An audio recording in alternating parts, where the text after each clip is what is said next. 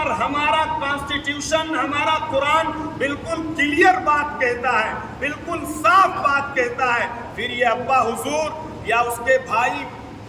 ہماری بہن کے بھائی جو ہیں، وہ صاحب جو کورٹ کے چکر کے اور مہیلا منڈل کے چکر کاٹ رہے ہیں قرآن کے خلاف فیصلہ کروانے کے لیے، شریعت کے خلاف فیصلہ کروانے کے لیے، اور یہ سمجھتے ہیں کہ قربانی میں آ کے عید کی نماز پڑھ کے بکرا کاٹ کے ہم ابراہیم علیہ السلام کے سچے فالوور بن جائیں گے۔ یاد رکھیے قرآن کی صریح آیت ہے وَمَن لَّمْ يَحْكُم بِمَا أَنزَلَ اللَّهُ فَأُولَٰئِكَ هُمُ الْكَافِرُونَ،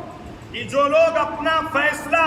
اللہ کے فیصلے سے ہٹ کر کروانا چاہتے ہیں، جو لوگ اپنا ایشو اللہ کی کتاب کے